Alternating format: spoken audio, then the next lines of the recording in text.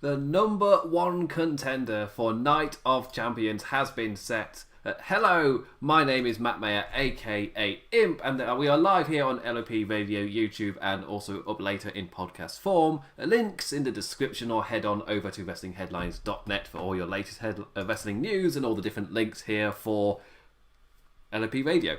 Don't know why I forgot the name of the bloody thing I'm on. Also, we've got if you want to support LOP Radio, you can over on RedCircle currently. We're thinking of trying to set up other ways to help with that. But currently, you just go to RedCircle and you can click on donations there if you want to help us out or not. If you engage with us, that's happy enough for us. But if you do feel the desire to donate more just to help us out, then you can do so there.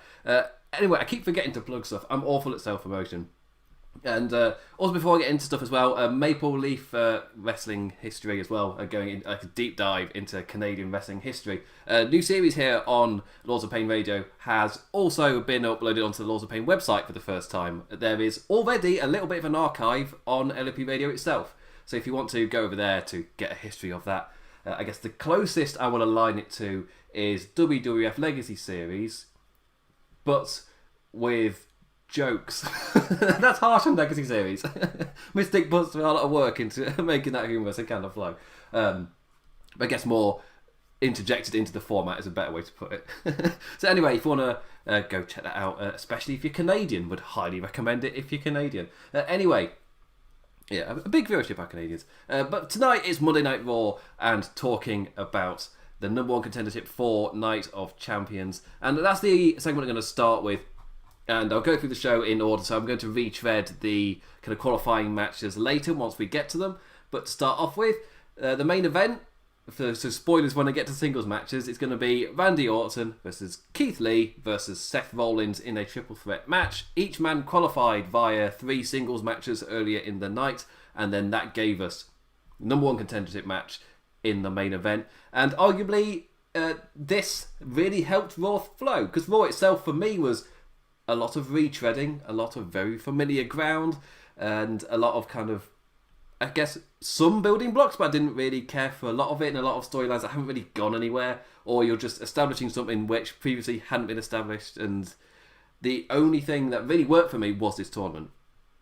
So it's a really weird one. Raw, overall, flowed really well, even though I didn't care for large amounts of it. So as a show overall, this week was 10 times better than last week. And I realised at the same time I'm insulting it whilst also praising it. So luckily I've got an hour to go through and explain why.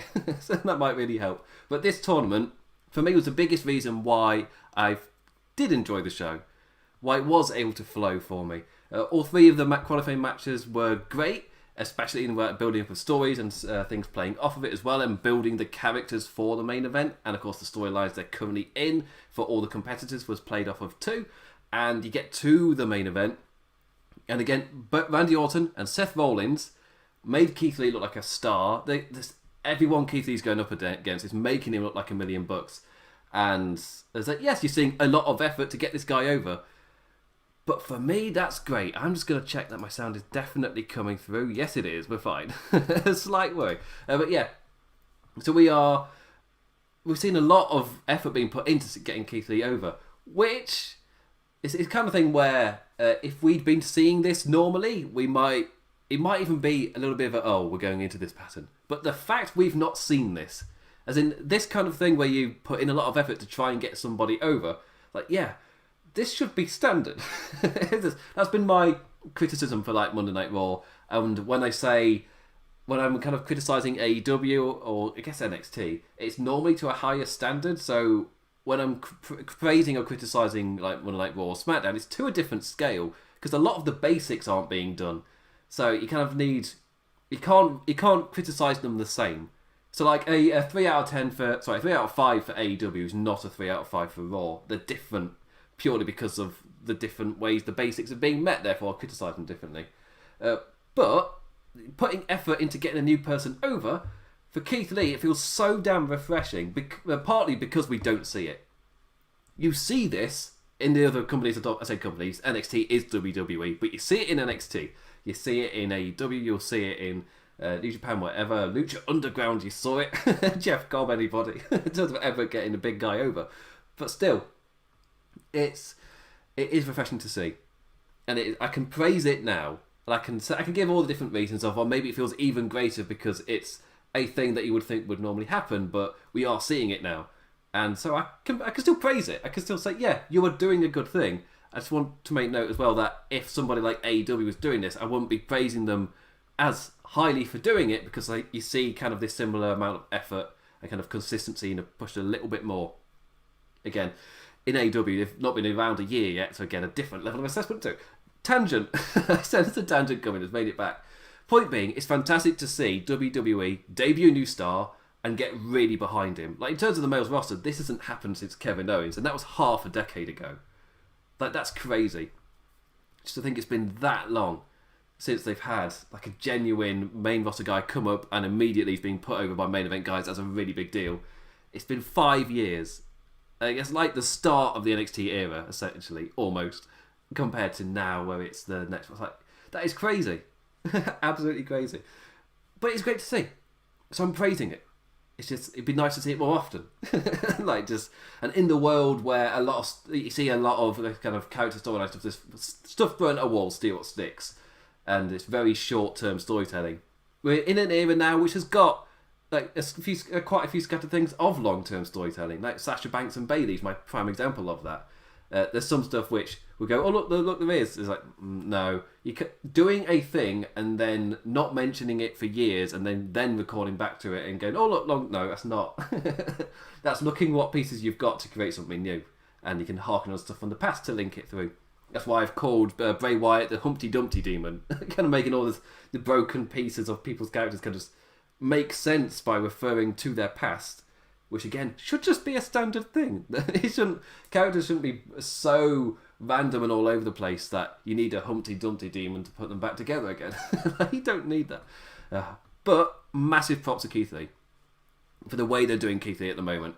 I just want to give a big thumbs up for that. I've gone a bit of a tangent just to quantify it, but still.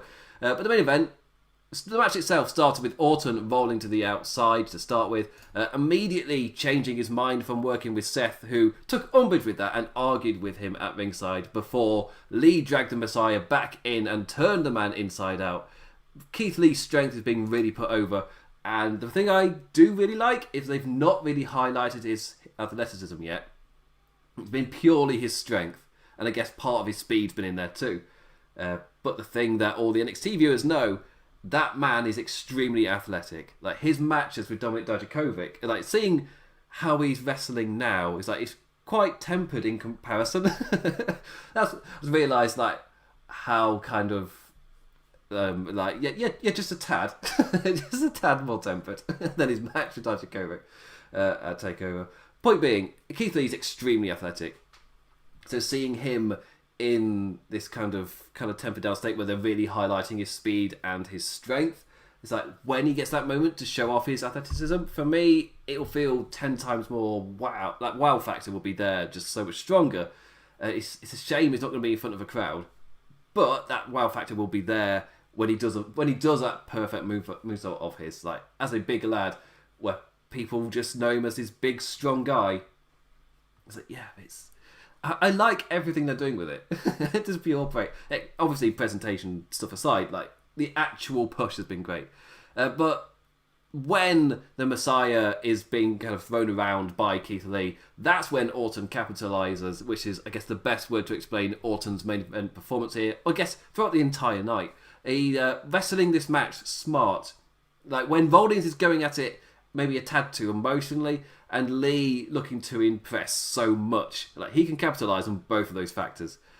Orton just picked his spots, working with Seth when it suited him, turning on him in an instant when he spotted an opening. Just great stuff. The two of them struggling to get Big Man Keith back in the ring after taking him down on the outside. Randy kicks Seth and then hits the Drapes DDT. Just case in point, work together to take Keith Lee down, work together to try and get Keith Lee back in the ring, then Randy strikes.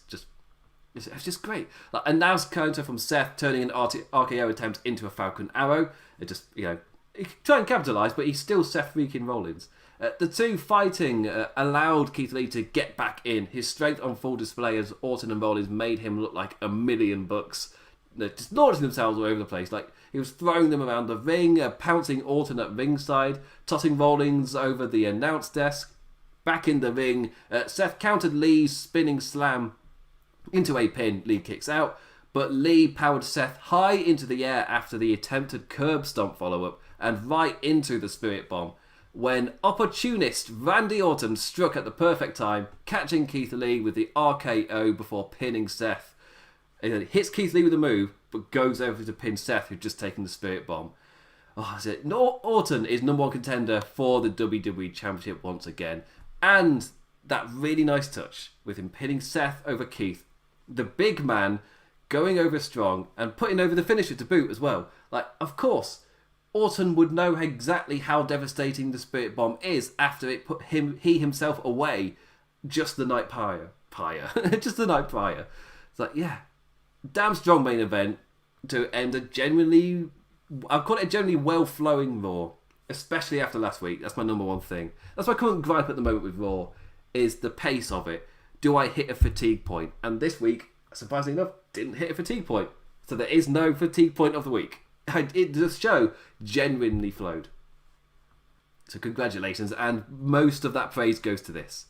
The 3 singles matches which then led to this main event. It felt like there were singles matches of importance with consequence, and then the main event itself was also just like, it all built to this thing, so it all had a purpose. And I loved that. But the main event, Randy Orton was fantastic. All 3 guys were just magnificent, and the main point as well, Keith Lee got again to look like a megastar, looking like $1 million against both those guys, and Randy Orton capitalizing off his finisher. Another plus. Another plus. Right, I'm going to get into the show itself in terms of the kind of card order, going through it all. I can feel it and I can sense it. My knackeredness is catching up with me, so I'm going to do my best to try and kind of make sense. Luckily, I made about 2,000 words worth of notes, which makes it a bit easier. So, apologies in advance if I trip over my words, if I stutter, if I have to take a second to get my breather back. Back-to-back kind of late nights is kind of doing me in a tad. And normally, like after the TakeOver SummerSlam weekend, it normally takes me like a week to kind of get back into gear. This week it was back into late nights. I've not had my recovery. So, come Monday Night Raw, I'm kind of a bit out of it. Like, I would like to be in bed right now. But I've also got to recover for All Out, which isn't going to happen. I'm really looking forward to, after All Out, I've got a gap till the end of the month for Night of Champions. So first a drink of water. Then let's get into the bloody show. I need to move my phone because I keep looking at it. Because I've got notifications from Twitter. Anyway, so more overall, before I go into like the card by card bit, a much better pace show than last week. For me, the reasoning of it, again, I did say earlier I'd go into kind of why. Like, luckily I've got all this time to go into why. Like, for me, cutting down on the number of short segments really helped the show out in that regard this week. As I said on last time's Raw review, a quick pace, firing out thing after thing can work, but going at that rate for a 3-hour show is a bit much. Like, you can get worn out watching it, but this week built so much better for me. The triple threats leading to the main event nicely, Raw Underground schedule actually somewhat established ahead of time, so you knew what was coming. Shane McMahon was able to run down the Underground card, even though it's still presented as quite a loose thing, where who wants to run in now? Like, it had somewhat of a structure, and therefore they're able to hype up some of it, which has been, I think, recurring. That happened last week as well, but this week was really like, no, we've got this featured match, and we've got these people that are going to show up as well. Like with the Cruz versus Benjamin, and he was hyping up Jessamine Duke to having a fight as well. So that made Raw Underground still doesn't have any lead into the rest of the Raw world. Like, it's still its contained thing. Characters go in there, and it seems consequences of the outside of Underground kind of lead in. But so far, nothing that's happened in the Underground has then led to anything outside of it. And I'd like to see something happen. And I feel like this week was the thing that set something up, with the Hurt Business just destroying Cedric Alexander, Ricochet, and Apollo Crews when we get to it. But Raw Underground, maybe, next week, well, for the first time, we'll see something that happened there have consequence on the main actual part of the show. That is my hope. That's been my big disconnect with Underground. Like, one, the style of presentation of the thing does nothing for me. I'm not an MMA guy at all. Don't really care. I tried to get into it. It just wasn't my thing. And I've always had a bit of an issue with WWE's fascination with MMA. It's always the warning Vince McMahon about the dangers of Inokiism, where MMA fans don't necessarily really want to watch wrestling. Wrestling fans don't really want to watch MMA. And you end up appealing to neither if you go too far one way or the other. And for me, this is too MMA for me. Don't really care. Fine with it for like a one-off show, as I said, with Bloodsport in the past. But to see it week after week, don't really care. So the style does nothing for me. The music especially is a massive turn-off for me. It makes it feel outdated for me. They're trying to sell it as this kind of underground fight thing, but it's so overproduced that it just feels like a massive production thing. Therefore, there's nothing underground about it. It's just a highly produced fight club, I guess. Oh, it's an odd one. Anyway, I would say this week was better than the other weeks, but I still just don't care. Like, I'm done with it. If I wasn't doing these reviews, I would skip through them because I don't care. It's not my thing. And so far they've had no consequence. So, I'll wait till I get to Retribution. Anyway, so we started the show with Randy Orton. Randy's hearing voices in his head. They talk to him. He's a bit pissed. As in angry. He's angry. Not that he's had a few. Could have had a few, but if he has had a few, he's not showing it. That's not in my notes. Rags on Drew for his offer out of pity from last week, saying McIntyre calls him entitled. Like, you're damn right I'm entitled. I shouldn't have to face Kevin Owens to earn an opportunity, but I will. Beats himself up as well. I like that kind of twist at the end. Randy Orton just nailing all the little points. Until he brings up a photoshopped image of all the men he's kicked in the head sat in their hospital beds and just kind of does a laugh like, ha ha, oh, that's funny, that is, ha ha ha, isn't that funny? To which I just thought, this feels like WWE writer humour, or the Vince kind of writer humour, so let's call it Vince humour, that every kind of heel would do. As in, for me, that was no different than like every other, like when you see a heel champion cut a promo with a photoshopped thing, or the photo of somebody putting a funny face. It was that humour, and it's just like, it's heel humour regardless of character. Like, that bit you could give to any character, but it doesn't fit Randy Orton. And they go, well, he's a heel, here's a heel thing. It's like, well, just don't take character into regard. Just that's my big guy. In terms of criticism for WWE, they'll have their characters do things which are like either good guy or bad guy things, but they don't take any account of whether that character would do it. And for me, that's a major difference from what we see in AEW, for example, where everything's a lot more driven by that character, that person. There's a lot more continuity. It doesn't feel like chosen by, we'll say chosen by a committee, but it's not. It's chosen by Vince. It's the opposite of a committee. It's one man. Point being, characters will do things that every other character would do, and there's a lot of disconnect. And for me, that's been a major plus of Randy Orton this year, is he's been such a unique, established character, which has like over time become greater and greater. This was a blip for me, because this kind of thing just isn't really been in his character. And the laugh feeling awkward and not really genuine kind of sold that for me. As like, yeah, this isn't like an Orton type of thing to do. It's like, yeah, it's technically a heel thing, but not Orton. It felt strange. I don't know if I'm the only one complaining a little bit, because again, it's just a generic heel thing that I probably shouldn't be talking this long on about for. Keith Lee and his Create a Wrestler music come out. Last week he gave Orton no choice but to bask in his glory. I like the way that he says the words as well, just saying the word opportunity a lot. Just like, opportunity. I just like the way he pronounces it. Like, hints that the state of play may have changed a tad with his arrival. That Orton might Ziggler out of nowhere. You're not the only one that can do it, Randy. Dolph Ziggler attacks Keith Lee, and that takes us straight into our match qualifier. Yeah. Keith Lee said a bit more than that, but by the time I caught up on the notes, I was like, Ziggler out of nowhere. So there he is. Number one contenders match qualifier. Number one, Keith Lee versus Dolph Ziggler. So again, 3 singles matches, the winners of which moved on to a triple threat later in the night, tied the show really nicely together, helped it really flow. Does this count? as an NXT call-up going into a match with Dolph Ziggler. Like, not even the best of debutantes can avoid the curse. He's there. But it's because he makes it look like $1 million. It's just that, like, if you have a proper feud against Ziggler, it's like, right, yeah, this is, yeah, because the person's obviously defeating him, then where do they go? So the number of times we've seen a star debut, have a match with Ziggler, then they've got nothing. Like, it started, I guess, with Tyler Breeze, like, what was it, 4 years ago? It's like, and the pattern repeated, where they beat Dolph Ziggler, then, well, now what? We've debuted them, we've given their feud where they have an establishing match when we've got nothing for them, so that's the end of that. Point being, this was a qualifying match. So Keith Lee, yes, he faced Dolph Ziggler. Yes, Dolph Ziggler made it look like $1 million, but Keith Lee immediately had something to move on to, and that is the difference. No, they're not giving up on Keith Lee immediately, just putting him into the Ziggler zone of death. Like, no, he's having his match with Ziggler. Ziggler will make him look like $1 million. Then he will just move on to the next thing. Helps it's a qualifying match, so it's that same night.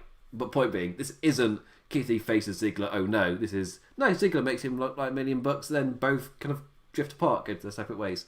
The power of Keith Lee on full display again. Ziggler trying to use his athleticism, but gets pounced, and after the break, pretty much just gets demolished. Keith Lee powering him up high, spinning round with a slam, and I was like, wait a second, was that the Tour of the Islands? But then I went on Twitter and Keith Lee's like, no, it's not the Tour of the Islands, it's an ode to a former trainer of his, and after he retired, he started using the move out of like an homage to him. Can't remember the guy's name, but again, Keith Lee's Twitter game is so good at calming down the storm. Like, my God, he's the opposite of Seth Rollins. like so far, his Twitter game has been absolutely fantastic at whenever somebody gets kind of riled up about something or just call something out. He's just so calm and goes, no, it's this, and gives like the story about it or something. It's just like, let me handle this type of tone. It's like, oh, his calming tone. He's calming. The fact that he can get that across in tweet, because it's impressive enough he can do it in speech, where it's both calming and assuring you he's also a badass that could beat you up if you don't follow his calming tone. To get that across without saying all of those words is such a skill that makes him so unique. And such an awesome presence to watch on TV. But the fact he can get that across in tweets as well. Like, my God. Anyway, the huge push for Keith Lee continues. Ziggler hit the zigzag for a momentary spur of hope, but soon found himself crashing down hard with the Spirit Bomb. Like, man, this is nice to see. Like, yes, the presentation changes are odd and somewhat detracting, but overall, this is what we've been wanting to see for years. WWE genuinely pushing new stars as big deals rather than damp farts. Or as I called it, Ziggler's showcase. We've called you up, but we've got nothing for you. So this is what we've been wanting for years. So thank you for that. It's great to see. After that, backstage interview. New champions Nia Jax and Shayna Baszler. They disagree on who led the charge last night. Asuka dances in. Saves the segment. Asuka's awesome. Jax and Baszler are offended by the Raw Women's Champion jumping in on their interview. Asuka pushes Shayna out of frame and shouts at Nia in Japanese before staring down and walking off. So, Asuka the segment saver. It's like, yes. Also not forgetting, Asuka had her kind of setting up history with Shayna Baszler. Is that done now? Because that was pre-Thunderdome, where Asuka and Shayna were kind of teaming up because they wanted to do an Asuka versus Shayna match. But to get to that match, they had to get through Banks and Bayley. So they got through Banks and Bayley. Now Shayna Baszler's tangled up with Banks and Bayley, and Asuka's doing something else, which we'll get to next. Okay, cool. Adam Pearce setting us up for later, so the foreshadowing for Retribution, which would happen later. We'll get to that when we get to it. He tells off security and drills into them to not fail at their jobs this week and keep out Retribution. So this isn't, oh, well, this explains why Retribution won't be here tonight. So, no, this is foreshadowing for Retribution coming, because they will fail. Raw Women's Champion Asuka. Who is next to challenge Asuka? Charlie Caruso is in the ring, and she asks the champion who she thinks is most deserving.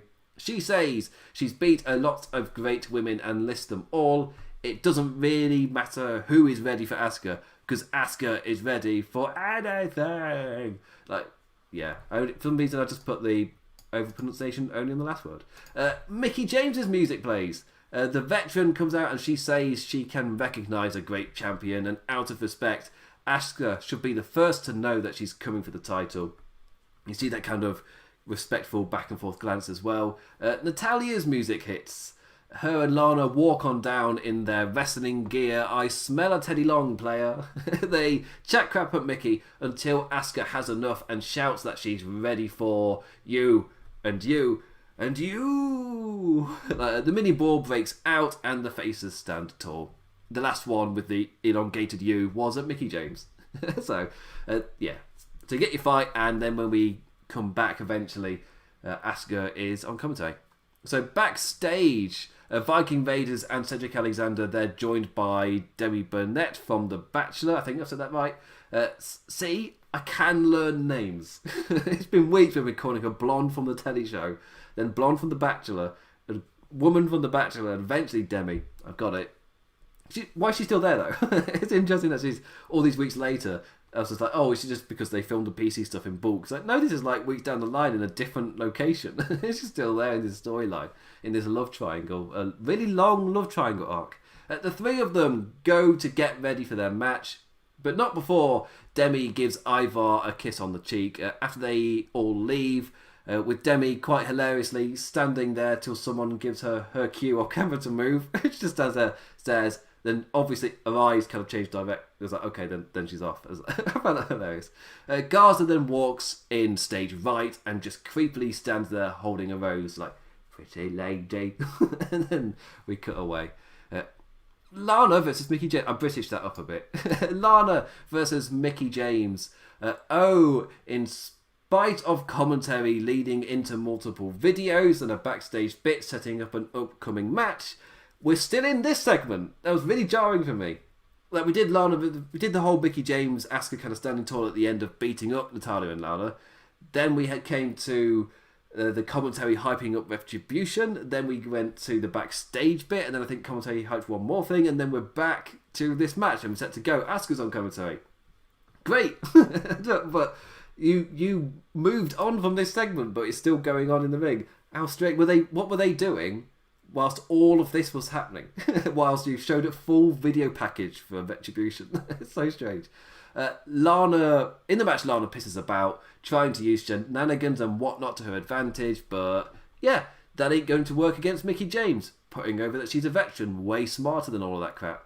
A swift Mick hit later, and we seemingly have our first jolt of momentum for our new championship challenger. Only odd point, she returned. The match got overshadowed by Seth Rollins talking, so the ending didn't really matter. And she lost via countout in the background to a Seth Rollins segment. Then last week she came out and attacked Lana and Natalya, just like a swift kick to the two of them. And then this week's number one contender, like quite a jump. I guess she won this match here, but to go from like you're not going to be dedicated really any time to a quick re-establishing thing to immediately number one contenders, like yes, you can base it off her history, but you need to, establish her first, like re-establish her as that kind of character. Like, she's a veteran. Watch her veteran and beat these people. Look at this veteran. We haven't had any of that. Like, as I said, the one time she was in a match, she lost by disqualification, by count out in the background. So, but still, Mickie James, Asuka, it's the same old thing really, where yeah, like the creative thing setting up the match is maybe it's not really well done at all. I don't really care for that side of it. They've not made me care about the match, but the two wrestlers that will go ahead of each other are both really, really good. So come the pay-per-view, I'm expecting a really entertaining match. So I can get excited for Asuka Mickie James, but the road to it has, like, the build's been a bit weird already. So it's just the same old WWE. Like the performers, hate the show itself. Best way to put it. Backstage, Caruso waiting outside Aleister Black's locker room when Randy Orton walked out. Well, that will certainly lead into his championship qualifying match. What was he doing in that dark room? To the interview ring. Love the interview ring. Massive fan of that.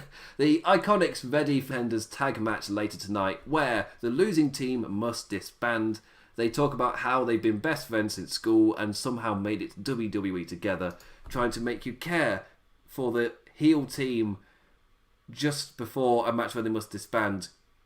This is T-Dog in Walking Dead crap right here. So I saw quite a few other people complaining that you build them up to immediately disband them, and you do it in a way that's quite babyfacey, saying that they've sacrificed so much to get to this point. And then they go, but they're the heels. Why are you making us care about the heels? Well, the answer is T-Dog from Walking Dead, where the only reason they're getting character is because they're getting killed later in this episode. So, T-Dog. Poor T-Dog. Got no character until the episode he was killed. So that's what the Iconics got here. And match number 3, Randy Orton versus Kevin Owens. Right into seeing how this affects it. What this? By this I mean Aleister Black, Randy Orton stuff. Aleister Black charges in, assaults KO before he makes it to the ring, following up with a Black Master boot, dragging Owens into the ring for the ref to call him unfit to fight. But Kevin refuses to die, and the referee's like, well, I've got to ring the bell then. Wait, sorry, what? No. That's not how it works. If he clearly can't get on his feet, it doesn't matter what he says. Like, well, he says he's fine, therefore, even though he's clearly not, I've got to ring the bell now. Wrestling logic. Don't think about it too much. So don't think about it. KO manages to land in a stiff chop on Orton. He kind of just has a look at him. He's like, oh, right, okay, I should probably act then. But being completely out of it as KO stands there, he has no chance. With his full wits about him, Orton just moves and nails the RKO. Like, a damn quick win from Orton. Aleister Black robbing us from a big KO RKO matchup, or RKO matchup. That one's better. And Cheeky Randy poses in the ring, all happy at the small amount of energy he used for that one, all set for the main event. And heel heat for Aleister Black cost us a match, which is KO Randy Orton.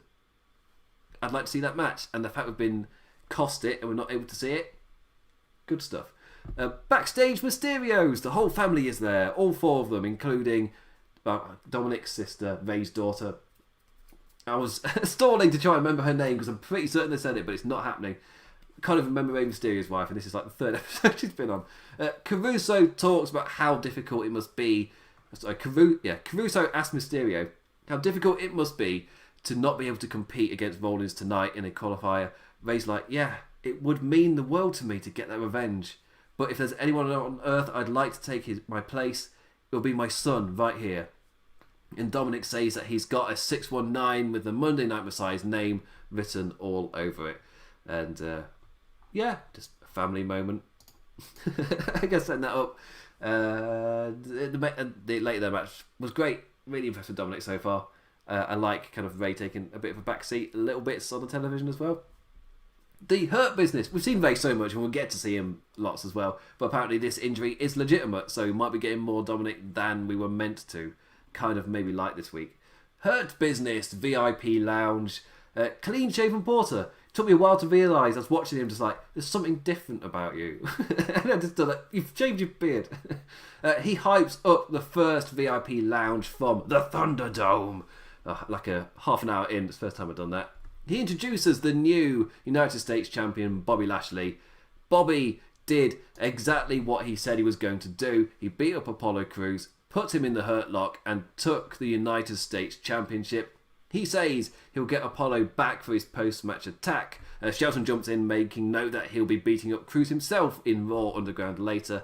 Cedric Alexander interrupts as we change gears to the 6-man tag that was set up like a while ago now. MVP holds off his fellow executives, but then looks offended when Cedric tells him he hasn't decided to join the Hurt Business. And Cedric Alexander's like, of course I'm not. And I've not come alone either. And like, who? What do you mean he's not come alone? Who could be with him? It's the Viking Raiders. This promoted match, which they also had a segment for earlier, which then didn't lead into this match until like 3 segments later. It's like, yeah, it's his partners for his promoted match. Who do you think it will be?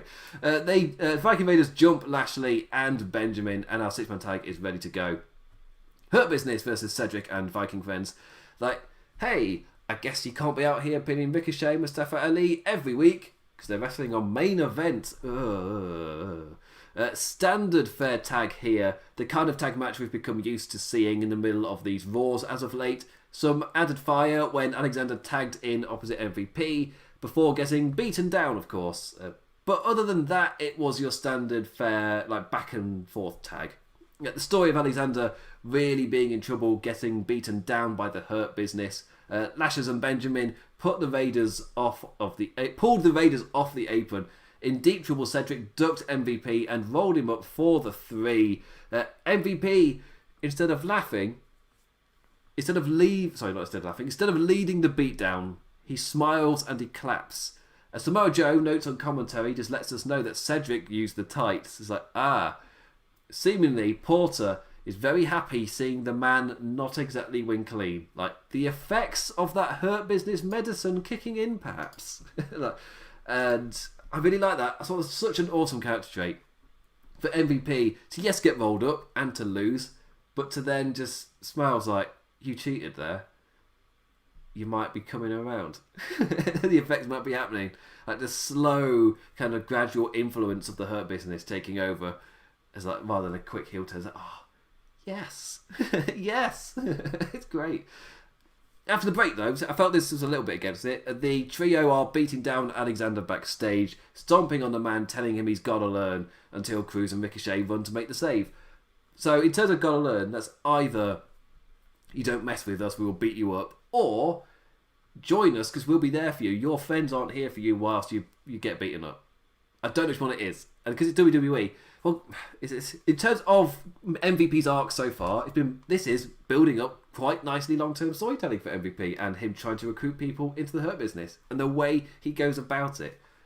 And so either in this long-form storytelling arc, for me it would be the second one, that you've got to learn that your friends aren't going to be there for you like we would be there for you, and the best way to explain that is for us to beat you up.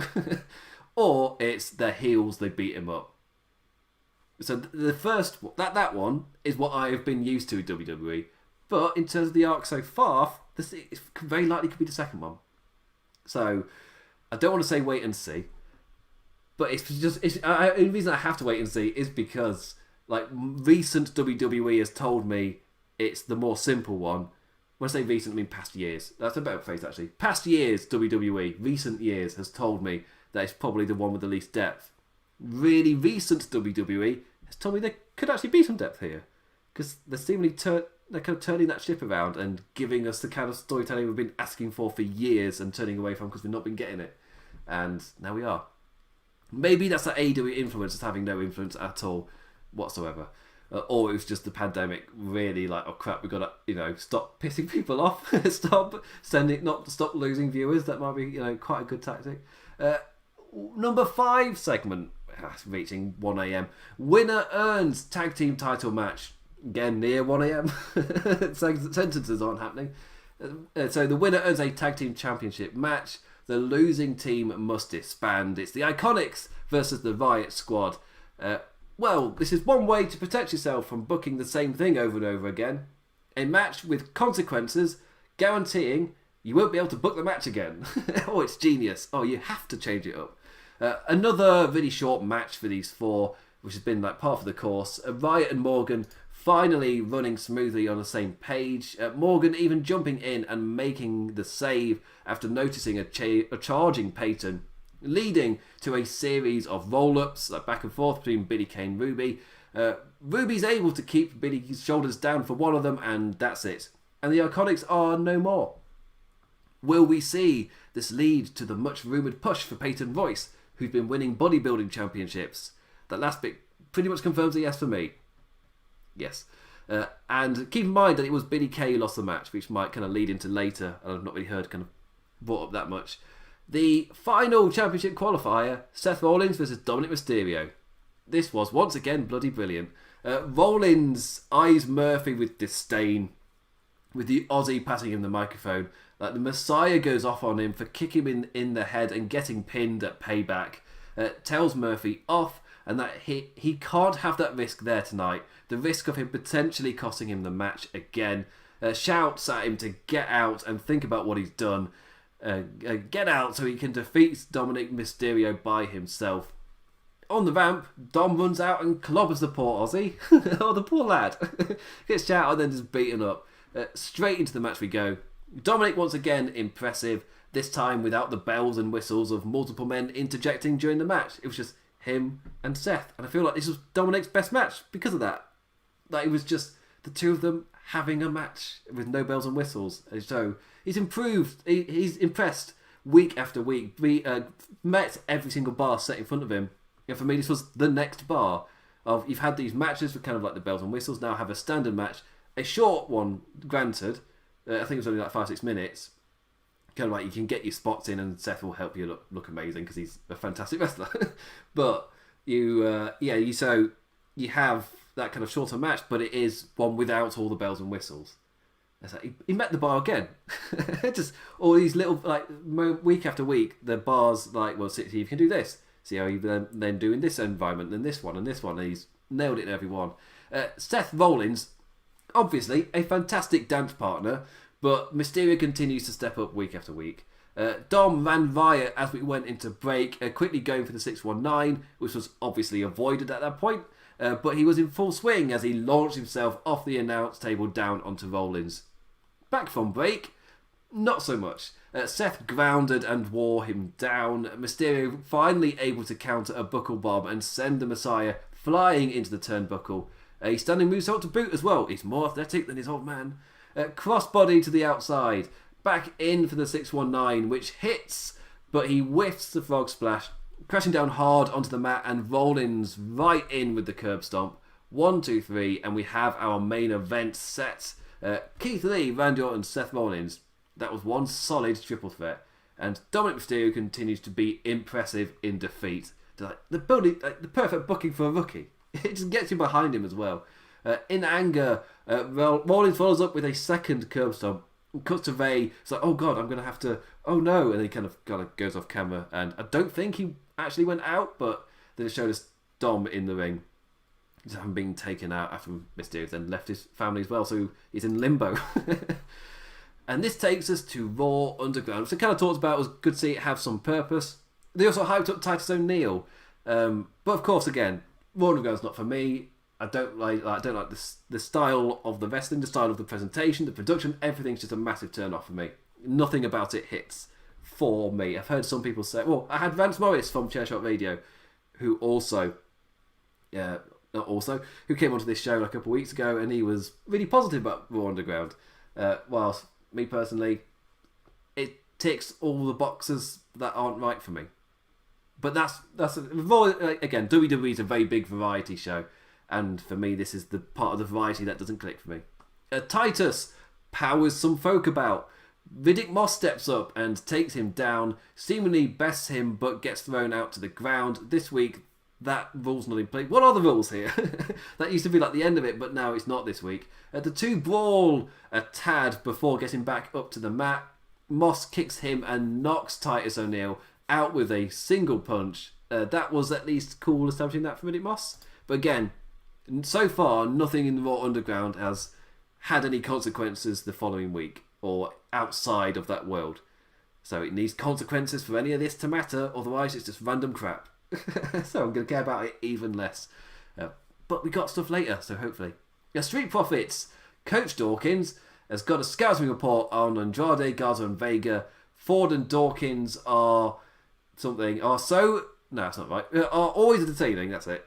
They're always entertaining. But the fact that these lot are still feuding after the champions swept them aside so easily, like week after week and on pay-per-view as well, like, it says a lot about how empty that tag division is. It's that they're still feuding, but the champions beat them all the time on the run up to the pay-per-view, then beat them on the pay-per-view. Why? What have they got left to prove?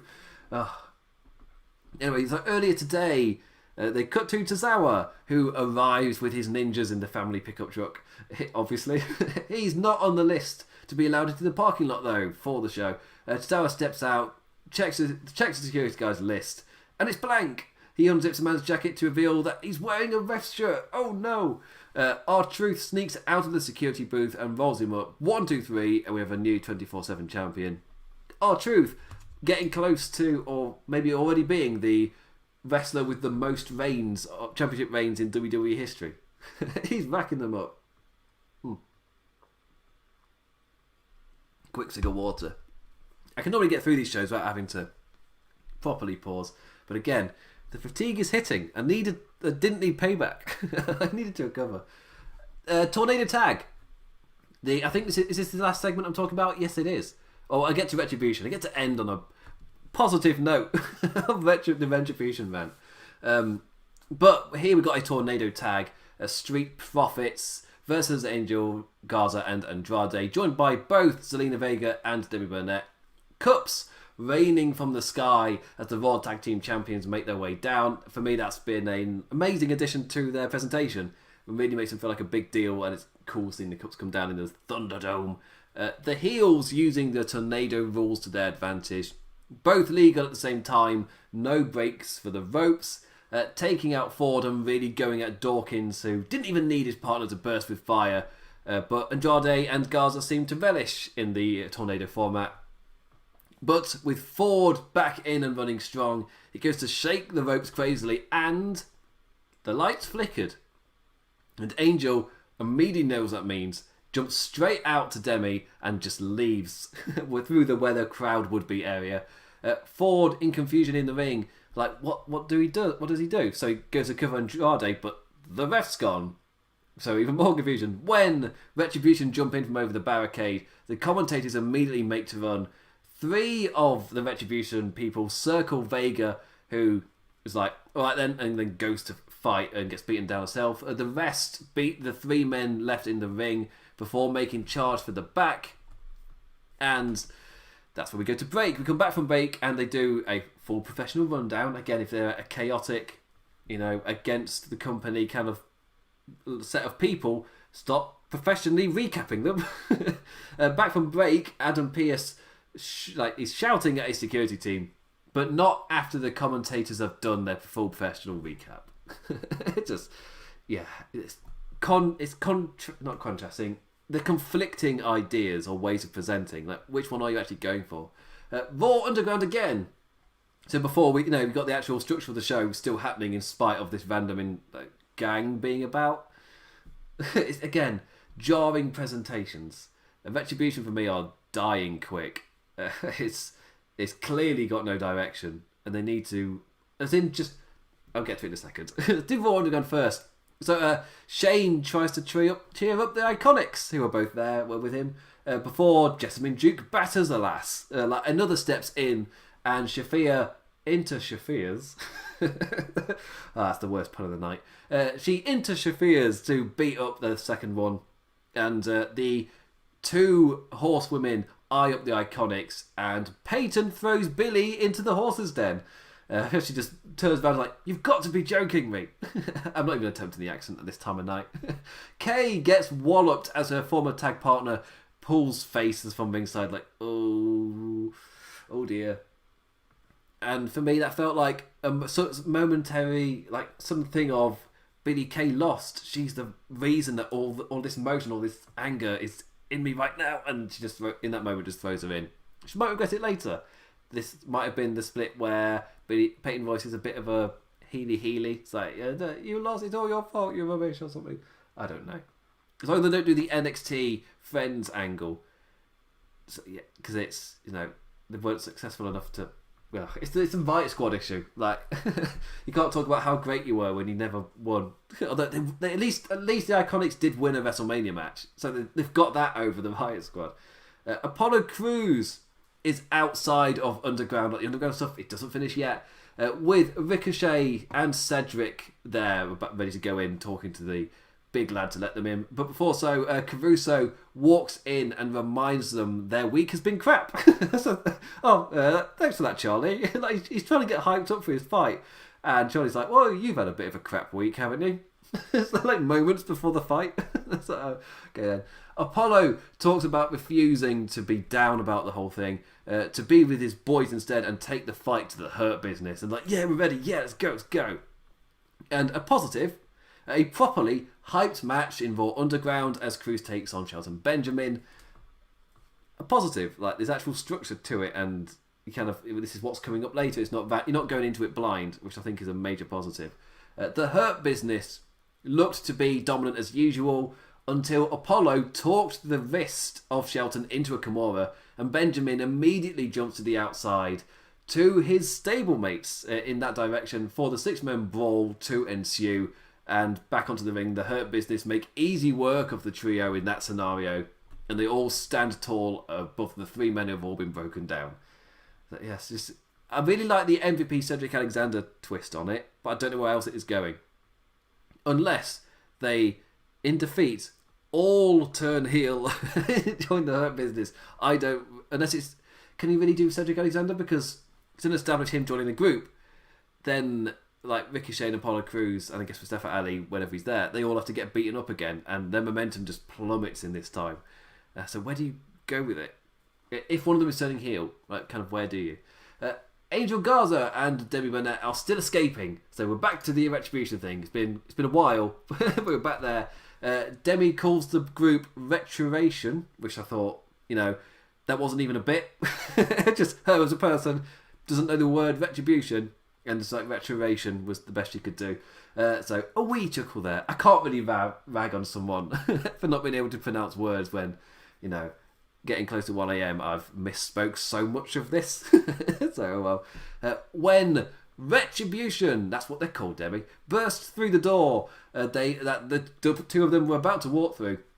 And they launch a poor lad over onto some machines. I look like washing machine type stuff, but again, I'm glancing up and down whilst making notes. Garza looks on in fear like a deer in the headlights before just pelting it, leaving poor Demi all by herself. The gaggle of folk close in and eventually she runs off. Whilst I say, you better run. It's like, so here's the ending of this Raw. I've done it in under an hour. Well done me. That's the best in a while. Again, yeah, I'll get to the recap later. But yeah, it really feels like Retribution is being made up week to week with no target to aim for, and that is really hurting them. So it's the comparison is the Who attacked Roman Reigns storyline, where it just feels like it's being made up week to week, where you don't know if the thing that happened this week will lead on to anything. It's just that the major difference is that in the Roman Reigns storyline, they were trying to do big reveals, which would then lead on to something. But you didn't know if those big reveals would even be canon that next week. And it's like Rowan 2.0, that the other ginger guy just immediately dropped after it was like the show-ending reveal. It's case in point. But here, there are no reveals. There has been no next step. If anything, their chaos has been downgraded. And as I say, like, they ran chaos on the show, but then they went on with the show as normal and cut back to the chaos. So, well, which one is it? In terms of, I guess, the feel of the show, in terms of the direction it's gone in. Have you entered chaos in terms of production or not? Because he went on with the show and then went back to it, like, a few segments later. It's really weird. It's clashing. It's the, I guess, normal WWE way of producing things whilst introducing an action meant to be causing chaos and shaking things up. So, well, why is nothing being affected? Essentially, like, they're conveniently there, or they're conveniently not present for certain things. And like, case in point, in terms of it being made up week to week, the word is that now. At first, I saw it put by Sean Ross Sapp of Fightful, where it's now apparently the case that Retribution are only on Raw, and in case in point of it being made up as we're going. So they attacked SmackDown and then that got dropped. Now they're only on Raw. Cool. And it's, again, in terms of who are the members, like what's the size of the group, I feel like there might be... They're in danger of the entire thing dying before anybody's revealed. Purely because the size of the group changes all the time. And you have random people causing the attacks. How many people are going to be revealed? That does, like last week I felt like with the people standing on the ring area, it's like, oh, these could be your people. This could be the group, because there's kind of like a nice dynamic and range kind of look to them where they could be quite cool once they reveal themselves. This week, completely different lineup of people. It's like, oh, maybe not then. It's just using NXT and maybe local talents or people from, it's one of the training schools. One of the people's training schools was like a load of them. I think it was on the SmackDown show. Point being, there's no direction for this. They don't know who's in the group. I've got no idea what it's even aiming at. My assumption is like a Payback, so it'll be inconvenient for them to be on this show, so they're just not on it. It's like, oh, it's nice for their leader, if there is a leader, to let them take the weekends off. So that's kind of him. Like, when they say they're only attacking Raw, they're literally only attacking Raw. But what are they attacking? That's the other point as well. Causing chaos, they're against something. Like, if they're fighting against the authority, what authority? Because there isn't any authority. Like, what are they smashing? What are they causing anarchy for? It feels like inspired by the real world events and the kind of imagery that has been around. It's like, well, what if we used that to create something in a fictional environment? Happens all the time in all kinds of media, into all kinds of fiction. But they did the imagery of the thing with no idea what they were going to do. As I look at my water bottle off screen, I don't know why I was doing that trying thing. But yeah, it just, in terms of trying to get me invested in the product, it's now reached a point where they clearly do not know where they're going with this, and they're wasting my time with it. And either move on to the next story beat, or just get rid of it. If you don't know what you're going to do with it, that's the world I'm used to currently. You're in a period where things are changing and improving, and maybe that's part of why you're not dropping it after 4 weeks. But there's no direction. As in, this feels like a thing that might have gotten dropped after 4 weeks, like the hacker. Like the SmackDown hacker that just got dropped. Or like a million things in 2019, because that's like the worst year for it. It's just, does it pass the 4 week test when it just gets cancelled? And this feels like after the 4 weeks, it's not got dropped, but it's not progressing. It's not going anywhere. It's just the same thing week after week, and they're just conveniently... it's convenient chaos, which is not, it's a bit of a oxymoron. It doesn't really match or make sense. Anyway, that's an intro. But overall, like, I generally enjoyed Raw this week. Which is, after all of that, I enjoyed the show. Like a damn strong main event that genuinely flowed well. It's an odd one.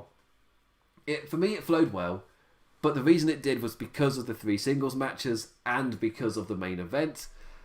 And the segments in between, I didn't really care for that much. But because of the structure of the show, they were over quick enough that they then moved on to something I did care about.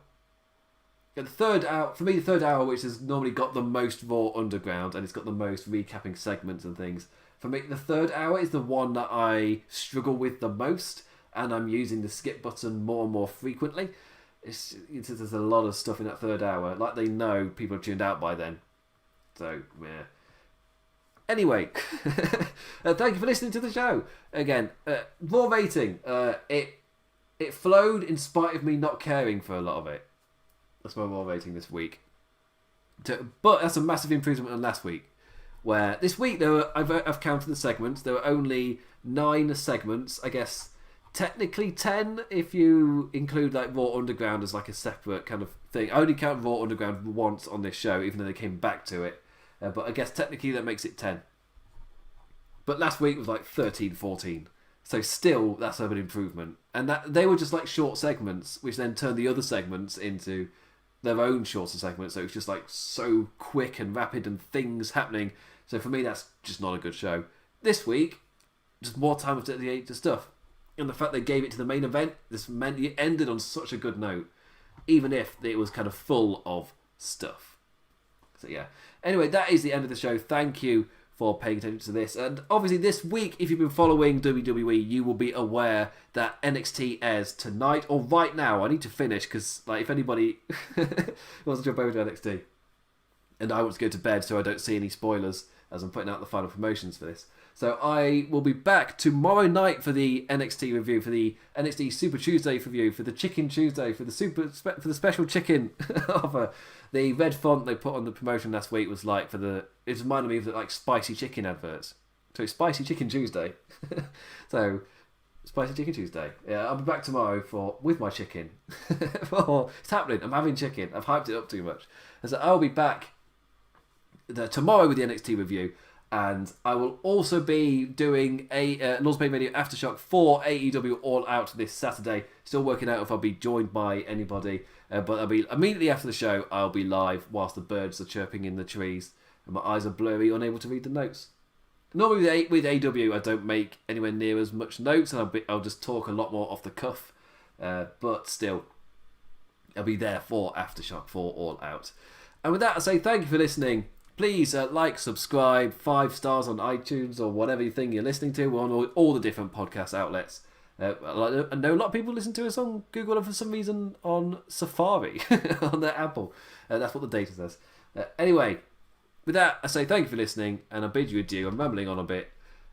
Adios.